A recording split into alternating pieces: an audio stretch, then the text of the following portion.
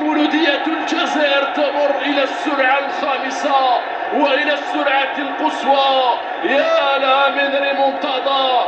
نعم إنها خماسية، نعم إنها خماسية. يقولون 5 وخموس على المولودية، 5 وخموس على المولودية. هكذا يشير أنصار المولودية من هناك، هكذا يشير أنصار المولودية من هناك.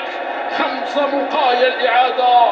من سجل إنه زكريا نعيجي يلعبها مع مرزوقي الذي منح له الأسيست.